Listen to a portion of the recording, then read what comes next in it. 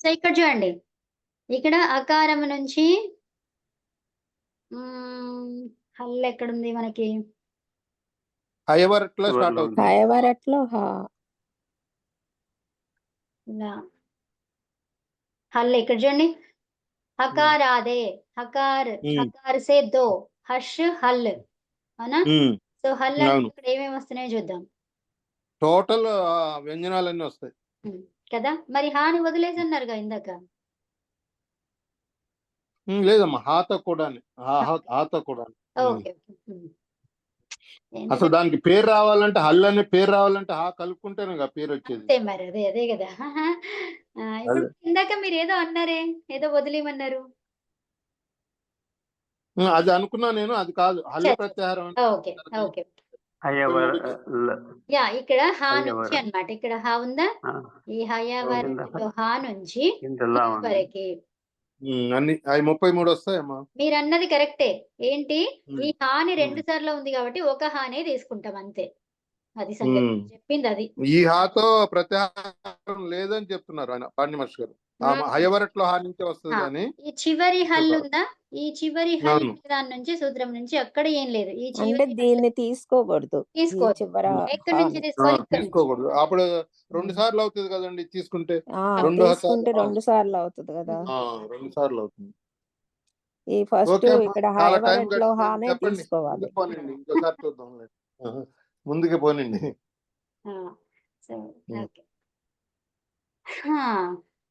ఏంటి అదే మనం ఇది చెప్పుకుంటున్నాం కదా. దరిద్రస్య అన్న దగ్గర ఆగిపోయింది కదా బండి. సో అయితే రాసుకోండి. ఈ దరిద్ర అనేది అనేకాచి ఉండడం వల్ల సేట్ అయింది. సేట్ అయిందంటే దానికి ఇట్టాగమము వస్తుంది. అది రాసుకున్నారు కదా. ఇప్పుడు ఇవి 7 ధాతువులు రాపిస్తా ఉన్నారు, అది రాపించండి అమ్మా. ఇప్పుడు అది రాసుకుంటారా? 7 సూత్రాలు ధాతువులు అన్నారు. 7 ధాతువులు. 7 ధాతువుల ఈ దరిద్ర అది కంప్లీట్ చేస్తారు అయితే. ఓకే రాయండి. ఎందుకంటే అభ్యస్త సంజ్ఞ 7 ధాతువులకి వస్తుంది అన్నారు కదా. అవును. సో ఇప్పుడు ధాతువులు ఏంటో తెలుసుకుంటే మాకు. జక్షిత్యాదయః షట్ సూత్రం రాసుకోండి.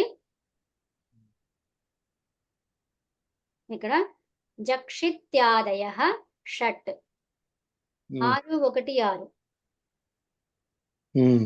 సో దీంట్లో ఇందులో 7 ధాతువులు అవునా. సో దాంతో జక్ష దాన్ని వదిలి కలిపి 7 అవునా. షట్ అన్నాం ఎందుకు? ఆ జక్షని వదిలేస్తే మిగిలిన 6 అన్నమాట. అంటే ఆ జక్ష నుంచి అక్కడ ఆల్రెడీ ఇచ్చారు కాబట్టి మిగిలిన 6 అన్నారు అనమాట. ఓకేనా. మొత్తం 7 ధాతువులు. అయితే జక్ష అంటే భక్ష హసనయోహో అంటే ఏంటి? తినడము నవ్వటము. నోటితో పని అనమాట. తినడము నవ్వడం అనే సందర్భంలో జక్ష ధాతువుని వాడతాము. తర్వాత జాగ్రి అంటే నిద్రాక్షయే. ఓకేనా. నిద్ర లేకుండా ఉండడం, జాగరూకంగా ఉండడం అన్నమాట. జాగ్రత్త అవస్థలో. ఇది జాగరణ అనే పదం దీని నుంచి వచ్చింది. అవునండి.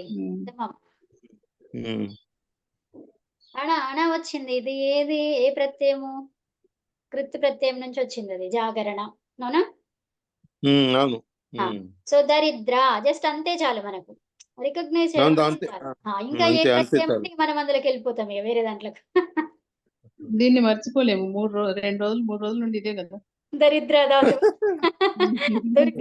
దరిద్రంగా అన్నట్టు. దుర్గతి.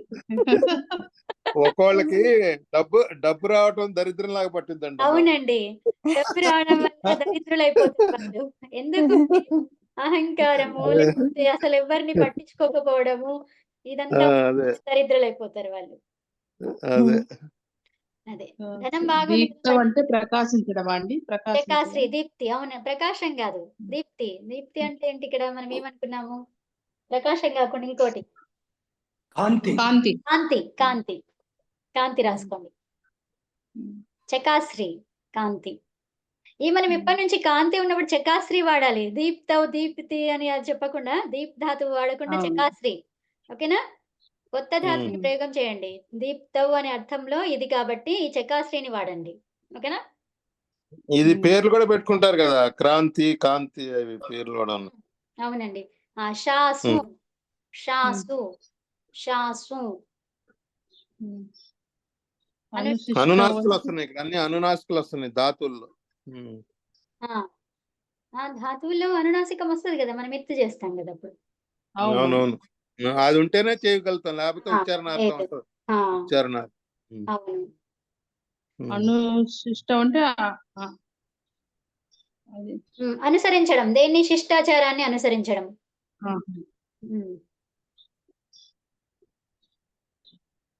శాస్, శాస్ అంటే శిష్టం. అదే. తర్వాత సీధింగ్, సీధింగ్, దీప్తి. ఓ దీదింగ్. అవునండి, దీదింగ్. అవును.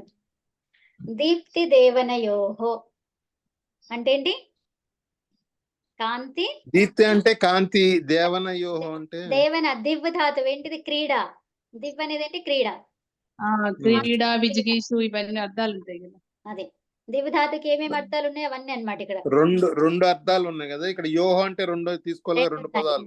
అవునండి. దివ్ ధాతుకి ఏమేమి అర్థాలు, పదార్థాలు ఉన్నాయి, అవన్నీ ఇక్కడ వస్తాయి. దీప్తి దేవన యోహో. అది దీధింగ్ అనే చోట ఆ పదార్థాలు ప్లస్ ఈ కాంతి, 11 అర్థాలు వస్తాయి. ఓకే అమ్మ. సో ఏంటి? దివ్ ధాతువుకి క్రీడ, విజిగీష ఇవన్నీ ఉన్నాయి కదా అవి. So weaving, weaving, weaving. So weaving అంటే ఏంటి? గతి, వ్యాప్తి. ప్రజనక, ప్రజనక అంటే ఏంటి? జన్మించడం. తర్వాత ప్రజన, ప్రజన అంటే జన్మించడం. కాంతి, కాంతి అంటే కాంతినే. తర్వాత కాంతి. అసనం, అసన, అసనం అంటే? అసనం అంటే టేస్ట్ చూడడం. అసనం అదేనా? అవునండి, తినడం. అశనం అంటే తినడం, అది కదా, తినడం. స్వాదనే, అది తాళవి సకారం వస్తే అది తినటం. మరి ఇక్కడ దంత సకారం ఉందిగా. అవును, అదే అదే ఇది. అదేనా? ఓకే. అసనం చూద్దాం ఒకసారి మళ్ళీ. తినటం. ఓకే అమ్మా. కానీ వాళ్ళ కొత్త విషయం ఒకటి నేర్చుకున్నాం, వీటిని కూడా అధ్యస్థ సంజ్ఞ వస్తుంది అనేది. ఇంతకు ధాతు దితో అయినప్పుడు అధ్యస్థ సంజ్ఞ అనుకున్నాము. కరెక్ట్. సో ఈ అభ్యస్తం, ఈ 7 ధాతువులకి కూడా అభ్యస్త సంజ్ఞ వస్తది. అభ్యస్త సంజ్ఞ రాగానే ఏం చెయ్యాలి అని ఇంకో వేరే సూత్రం చెప్తది మనకి. అంతవరకు మనం వెయిట్ చేయాలన్నమాట. అవును. సో ఇక్కడ మన సిచ్యువేషన్ ఇప్పుడు హలాది శేష అనే సూత్రం ఉంది కదమ్మా. అవునండి, అది అధ్యస్థ సంజ్ఞ ఉన్నప్పుడే అవుతుంది అంట కదా. అది అధ్యస్థ సంజ్ఞ లేకపోతే అవదా అని విన్నానే. అవును, కరెక్ట్. అభ్యస్త సంజ్ఞ ఉన్నప్పుడే. అవును.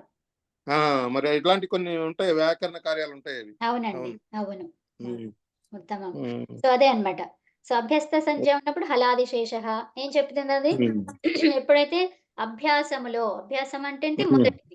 సో మొదటి ధాతు, మొదటి ద్విత్వంలో మొదటి ధాతు.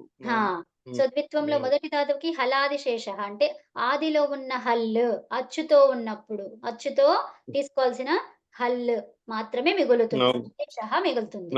మిగతాదంతా అనేది ఆటోమేటిక్ గా అర్థమైపోతుంది కదా. ఇప్పుడు 7 ధాతువులు కూడా చెప్పండి అమ్మా ఒకసారి. 7 ధాతువులకు కూడా అభ్యస్త సంజ్ఞ, అభ్యస్తము అని పేరు. అభ్యస్తం, అభ్యస్తము అని పేరు.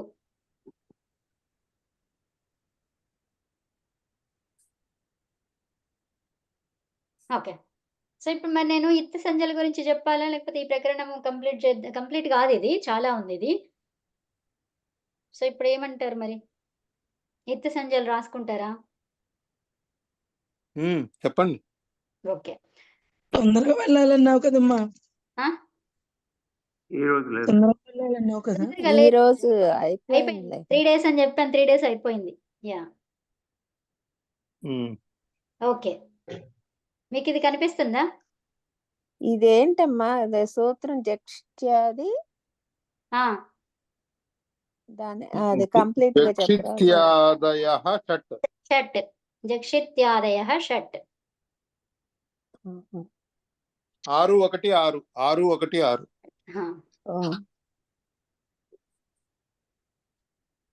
ఇప్పుడు మేము నెంబర్ వేసుకుంటే మేము మళ్ళీ ఒకసారి టెక్స్ట్ బుక్ చూసి చదువుకోవడానికి బాగుంటుంది. అవునండి, అవును.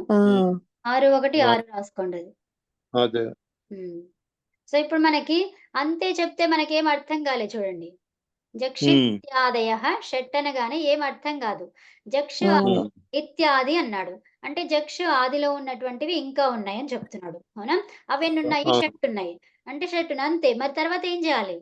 ఏం తెలియదు. సో ఇప్పుడు అనువృత్తి చూసుకుంటాం. ఏమన్నాడు? అజాదేహే, అచ్చ ఆదిలో ఉండాలి.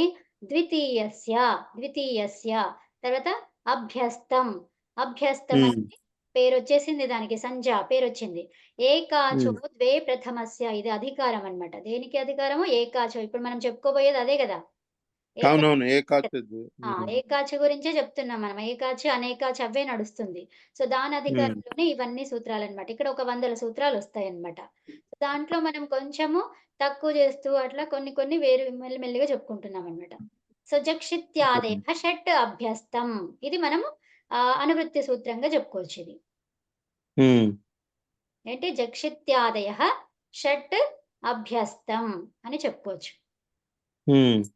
మీకు ఆ సూత్రం గుర్తుండాలి. ఏంటి మొత్తం కంప్లీట్ గా గుర్తుండాలి అంటే ఈ విధంగా రాసుకోవచ్చు. అనువృత్తి సహిత సూత్రం అని ఇది రాసుకోవచ్చు. ఓకే, ఇవి మనం బాగా నేర్చుకుంటున్నాము అంటే మనం ఒక సూత్రం ఎవరైనా చెప్పంగానే దాని అనువృత్తులు కూడా మనకి వచ్చి తెలుసుకోవాలంటండి. అవును, సూత్రం చెప్పగానే అవును, అదొకటి. పదచ్ఛేదం కూడా ఎవరిని అడగకుండా తెలియాలి. అది తెలిస్తే ఇంకా మీకు ఇంకా సూత్రం మొత్తం కంప్లీట్ గా మీకే అర్థమైపోతుంది. అవునండి, ఈ రెండు కంపల్సరీ అందరూ నేర్చుకునే ప్రయత్నం చేయాలి మనం.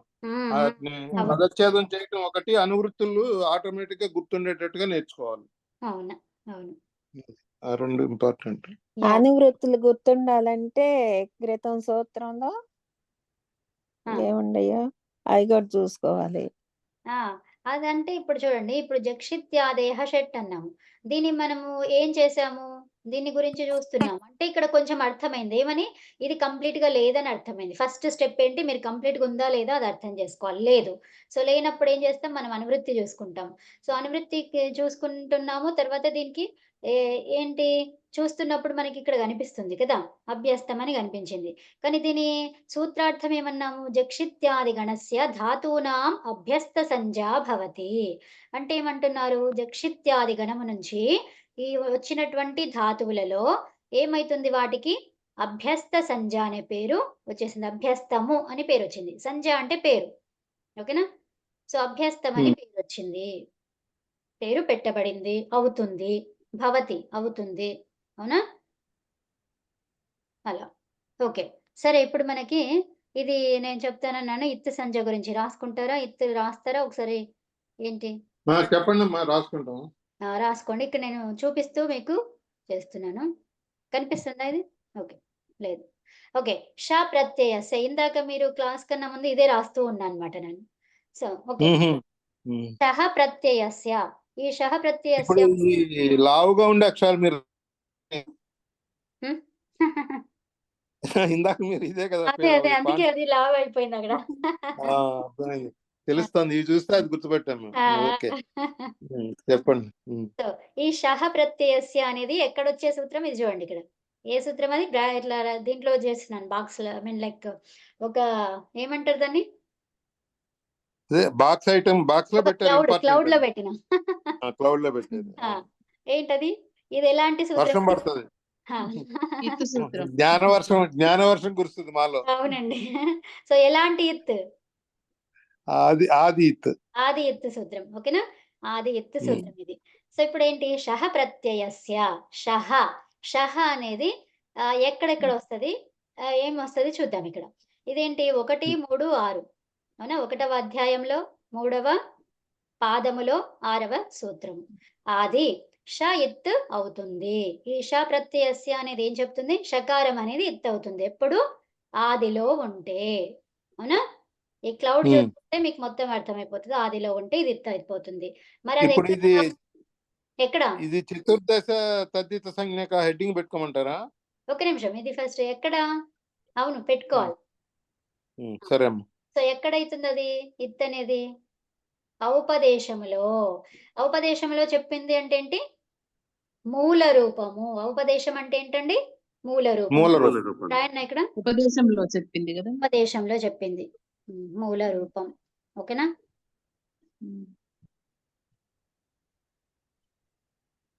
ఔపదేశం అంటే ఏంటి? మూల రూపం. మూల రూపం.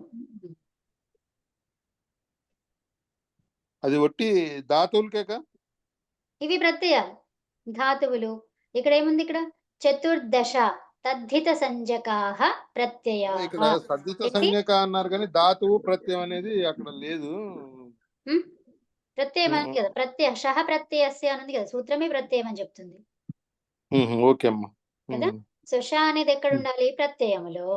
ఆ ప్రత్యయం మరి ధాతుల్లో కూడా ఇత్తు సంజ్ఞ వస్తుంది కదా, ధాతుల్లో కూడా ఇత్తు సంజ్ఞ వస్తుంది కదా. వస్తుంది, కానీ ఈ సూత్రం దేనికి పనిచేస్తుంది?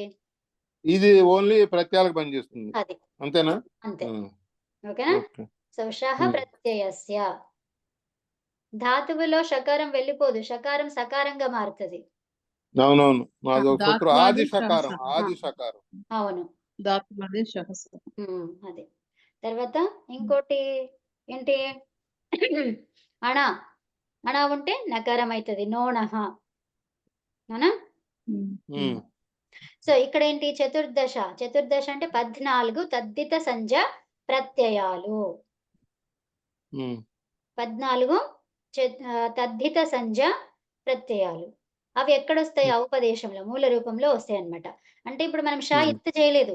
ఇత్తు చేయడానికి పూర్వం ఇత్తు కోసమే ఈ సూత్రం ఇది. అవునా? షా ఇత్తు ఈ సూత్రం. దీని ద్వారా షకారాన్ని ఇత్తు చేస్తాం. ఇక్కడ మిగిలింది ఏంటండి? షా పోతే షాలో ఏంటి? ష్ ఇత్తు. షచ్లో ఏమైంది? అచ్చు.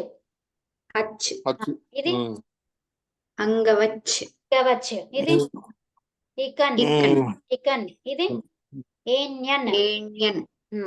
ఇది కన్. పోయింది కన్. ఇది అంతే. ఇది టచ్.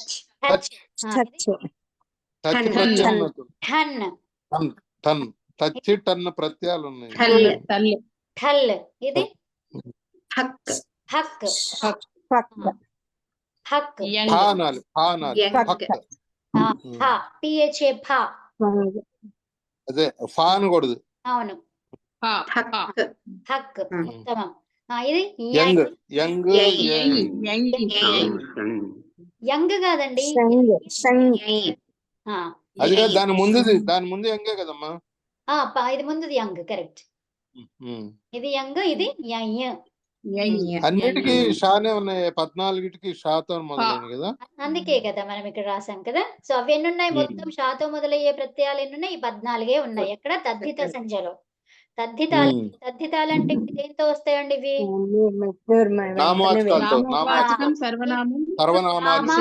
రామ ప్లస్ షా అంటే ఏంటి? ఇప్పుడు తద్ధిత సంజ్ఞ పెడతాం అనమాట. రామ ప్లస్ షా. ఇప్పుడు రామ వచ్చేసి రామా అయింది అట్లా. తర్వాత నిమిషాలు 20 పడిపోయి పెట్టుకోరా. 2 నిమిషాలు పడింది. ఓకే. సో ఇక్కడ మళ్ళీ త్రయః కృత్ సంజ్ఞక. కృత్ అంటే ఏంటి? కృత్తులు, కృదంతాలు, కృత్తులు. అమ్మా ఇది కొద్దిగా రాసుకొని అమ్మా. రాయండి. మేము రాసిన తర్వాత సర్చ్. యా.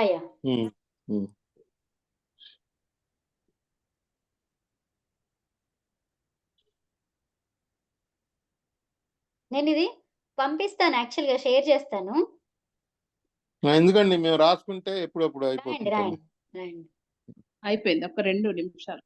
యా, ఒకసారి ఇంకా వేరే కూడా చూపిస్తానే.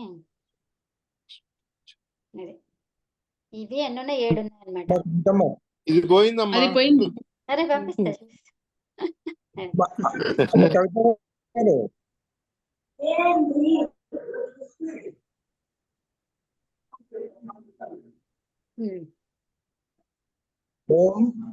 లాస్ట్ ది అది హలంత్యం కాదండి, అది స్టున్ తున్ స్టున్ అది తున్. మొత్తం రాలే కదా కింద అది కాదు పైన పైన హల్ రాలేదు అక్కడ. ఏది ఇదా దానికి అష్ఫ హల్ రాలేదు. కవితమ్మ చెప్పండి చెప్పండి. ఈ చివరి దానికి హాల్ రాలేదు. అవును ఇది ఇక్కడ ఆది ఇత్తు సూత్రం అన్నారు, ఇక్కడ ఇత్తు ఆగమవుతుందా? ఇత్ అంటే ఏంటి? ఇట్టు కాదు ఇది. ఇత్తుకి మీరు కన్ఫ్యూజ్ అవుతున్నట్టున్నారు. ఇట్టు కాదు ఇది. ఇది ఇత్ అంటే లోపం. ఇత్ అవుతుంది. సరే సరే. ఇక్కడ ఇత్ ఈక్వల్ టు నేను లోపం అని రాయండి. లోపం అదర్శనం లోపం లోపహ అది.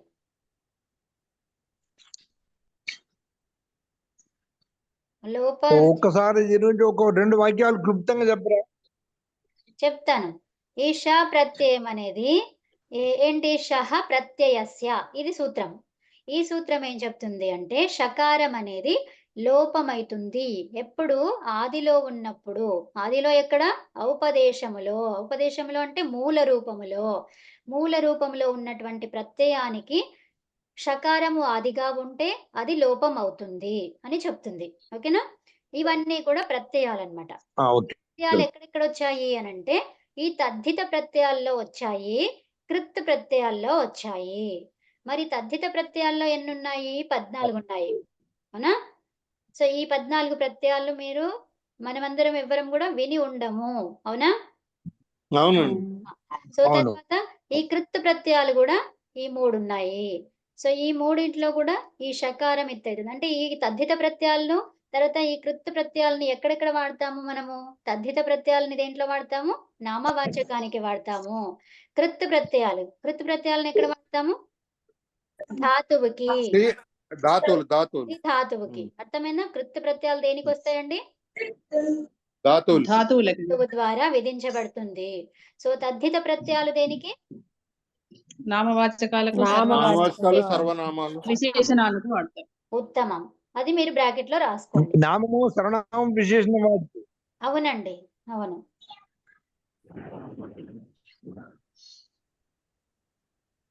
ఇది సూత్రం చెప్పారు కమ్మా, షహ ప్రత్యయస్య అని. దాని నెంబర్ చెప్తారా? 1 3 6. కనిపించట్లేదా? 1 3 6. 1 3 6. 1 3 6.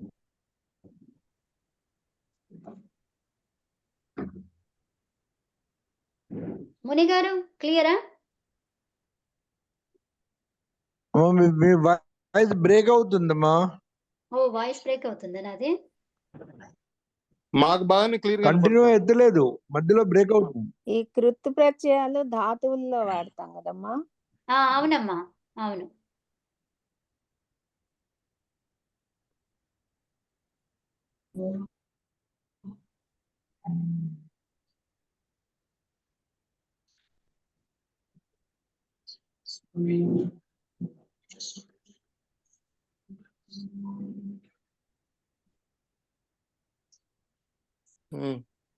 వీటికి ఏమన్నా ఎగ్జాంపుల్స్ చెప్తారమ్మా? వీటికి ఎగ్జాంపుల్స్ ఈ వద్దులే. ఇందాక రామా ప్లస్ షా రాసుకోండి. అదే నేను అలా చెప్తే మాకు కొంచెం ఐడియా ఉంటుంది. అవును, అవును. ఏదైనా ఎగ్జాంపుల్ చెప్తేనే దాని వల్ల ప్రయోజనం ఉంటుంది. తర్వాత ఈ కింద కృత్ దానికి స్ట్రన్, అది స్ట్రన్ అన్నమాట చివరిది. షాకన్, స్ట్రన్, ష్వున్. షాకన్ రాసుకోండి. మీరు రామా ప్లస్ షాలో ఆ మిగిలింది. అవునండి, రామా అన్నారు. అవునండి. రామా అంటే అర్థం ఏంటి? రామా అంటే ఈ అర్థాలు నాకు తెలియదు ఇప్పుడు. ఈ అర్థాలు రామాకి పదమే ఉన్నట్లేదు. మనకు విభక్తి చదువుకునేటప్పుడు రామ రాదు. రామ వస్తుంది, రామ వస్తుంది, అంతే. రామ వస్తుంది, రామాహ వస్తుంది, రామ రాదు. రామ అంటే కూడా ఇక్కడ అది బహువచనం లాగానే వస్తదేమో, చూద్దాం ఇది. ఇప్పుడు అతో గుణ్య ప్రకారం ఇప్పుడు రామ ప్లస్ ఆ ఈజ్ ఈక్వల్ టు రామ అవుతుందమ్మా. అతో గుణ్య ఇప్పుడు పదమే కదా, రామ అనేది ఒకటి పదానికి మనం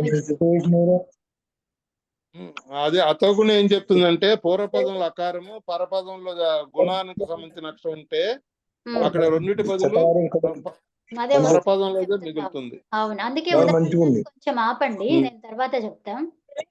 అలాగే రామ ప్లస్ అని రాసుకోండి, రామ ప్లస్ షా అని రాసుకోండి అంతే.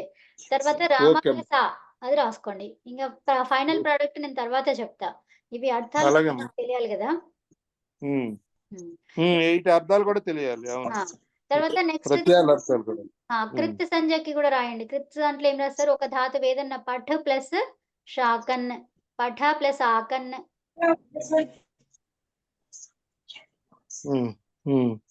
పట్ ప్లస్ పఠ ప్లస్ ఆకన్, ఆకన్నా ధాతువుతో పఠ ప్లస్ ఆకన్ అన్నమాట. మరి ఔపదేశం అంటే మూల రూపం రాయాలా లేకపోతే అనుబంధ లోపం చేసిన పట్టు రాయాలా? మీరు ఔపదేశం అని చెప్తున్నారు కదా, పఠ అంటున్నారు కదా. ఇది ప్రత్యయానికి ఇది. సో ధాతువు పట్, దానికైతే మూల రూపం, దీనికైతే చట్నీ ఉంటుంది. ఏంటండి? వాళ్ళు ఇంట్లో ఏదో మాట్లాడుతున్నారండి. ఓకే, సో పఠ ప్లస్ ఆకన్ లో మనకి హలంత్యం ఉందా? ఉందిగా. సో మిగిలింది ఏంటి మరి? ఆక.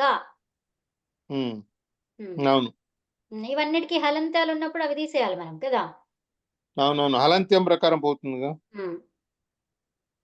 ఇప్పుడు మనం డైరెక్ట్ గా పటాక అనేది వస్తుంది ఇక్కడ ఈ కలిపేసుకుంటే. ఈ పటాక అనేది ఏంటి? చదివే వాడు అన్నట్టుగా వస్తదేమో, మరి చూద్దాం ఇది. అది చదివేవాడు పాఠక అయిపోయిందేమో, పాఠక. అవును, పాఠక రావాలి. సో పఠాక అని అంటే మరి పఠాకులు చేస్తాం కదా, అదా లేకపోతే ఏదో చూద్దాం. అలాగే మీరు చూసి రేపే చెప్పేయండి, మా కంటిన్యూటీ ఉంటుంది. అవును. సో ఇప్పుడు ఇంకా అది రాసేసుకున్నారా? రాశాను. ఇది జస్ట్ చూడండి, ఆదిరి టుడవహ. ఇది ఏంటి? 135. ఇది ఆదిలో ఏంటి? టీ, డు, ఇది ఈ, టు, డు, ఇత్ అవుతాయి అన్నమాట. ఓకేనా? సో అది ఎక్కడ? ఔపదేశికంలో. ఇక్కడ మనకి ఇంతకు ముందు మనం నేర్చుకున్నది టూ ఉన్నప్పుడు అది టవర్గో అని చెప్పి తీసుకుంటాం కదమ్మా. కాదు, ఇది ఈ, టు, డు అన్నాను అందుకే. అందుకనే ఇక్కడ మాత్రం అది టవర్గో తీసుకోకూడదు కదా. సో ఇక్కడ ఇది అందరూ గుర్తుపెట్టుకోవాల్సిన విషయం. ఇది అందరూ ఇంపార్టెంట్ విషయం ఇది కదండి. అవును, చాలా ఇంపార్టెంట్. సో ఇక్కడ చూడండి, ఇప్పుడు మనము చవర్గీయ వర్ణం అన్నాం. ఇక్కడ చు అంటే చవర్గీయ వర్ణం, టు అంటే టవర్గీయ. అది మరి అక్కడికి ఇక్కడికి మారిపోయింది చూసారా. సో ఇక్కడ అందుకని ఇది గుర్తుపెట్టుకోవాలి. ఆ సూత్రానికి అలా అర్థం తీసుకోవాలని గుర్తుపెట్టుకోవాలి. ఈ సూత్రానికి ఇలా కు అంటే ఏంటి? ఇక్కడ కవర్గం అన్నమాట. కవర్గం. అవును. సో ఇప్పుడు ఇక్కడ ఆదిరి టుడవహ దాంట్లో అదే సూత్ర సంఖ్య ఏందమ్మా? 1 3 5. ఆదిలో ఆదిలో ఈ, టు, డు అనేవి ఆ మూడే ఉండాలి ఆదిలో. సో ఇక్కడ నేను ఏంటంటే జస్ట్ సింపుల్ గా రాశాను. మనం రాసుకునేప్పుడు ఏంటి మొత్తం కంప్లీట్ గా చెప్పుకుంటాం అన్నమాట. అలాగే మేడం, ఇక్కడ అంటే టూ అంటే టవర్ గా తీసుకోకూడదా అయితే? ఇక్కడ తీసుకోవద్దు, ఓన్లీ టూ అంతే అమ్మా. ఇక్కడ ఎలా కనిపిస్తున్నా ఈ కూడా అంతే. ఈ అనేది అట్లాగే తీసుకోవాలి, టూ అనేది అట్లాగే తీసుకోవాలి, డు అనేది కూడా సేమ్ అంతే తీసుకోవాలి. ఓకే. కానీ ఎలా తెలుస్తుంది అంటే టూ అనగానే టవర్ గా అనుకుంటాం కదా. ఈ సూత్రం అదే చెప్తుంది కదా. సూత్రం నేర్చుకుంటే మనకు అర్థమైపోతుంది. ఓకే. ఆదిరి టుడవహలో ఏం తీసుకుంటాము? యాజ్ ఇట్ ఈస్ గా ఇక్కడ ఎట్లా కనిపిస్తుందో అవే తీసుకుంటాము. ఓకే. ఇంకో సూత్రం చెప్పారు కదమ్మా, అదే చుట్టూ ఏమైంది? ఇక్కడ చవర్గం చు అంటాము, ఇక్కడ టూ అంటాము. కానీ ఇక్కడ ఏంటి మరి? ఈ వర్గాలు అన్నమాట. ఇక్కడ వర్గీయ వర్ణం. ఓకేనా? ఆదిరి కూడా పెట్టి మళ్ళీ ఒకసారి పెట్టరాము ఎందుకు? పెడతాను, అది రాసుకుంటున్నా. ఓకే. ఇప్పుడు ఇప్పుడు మనకి ఇంకా 1 minute లో కట్ అయిపోతుంది మరి ఇది. చెప్పుకుందాం. ఓకేనా? ఒక్క నిమిషం. చుట్టూలో ఆ. అద్య రాత్రౌ కక్ష అస్తి వా నూతన ఛాత్రాः? ఆ, తత్రార్థమస్తి. Same link madam. Same link. Okay okay. చుట్టూ సమయః పెట్టండి కः ఒకసారి. సమయః? 5 అంటే మీకు 8 అన్నారా? 3 గంటల తర్వాత అంటే అష్టవాదనేతః నవవాదన పర్యంతం అస్తు. ఇంకా పర్యంతం మనం చెప్పలేము. అష్టవాదనే అష్టవాదనే ఆరభ్య ఆరంభం కరిష్యామః కదా. అంతే. ఎందుకంటే మనం ఈ రోజే చేస్తున్నాం, అది ఎప్పుడూ అవ్వదు కాబట్టి కరిష్యామః అన్నాం. తర్వాత ఈ రోజే చేస్తున్నాం కాబట్టి ఈ రోజే కాబట్టి కరిష్యామః. ఈ ప్రౌఢ క్లాస్ ఉంటది కదా మాకు, అదేలే. చుట్టూ కవిత గారు పెట్టరా ఇది ఒకసారి.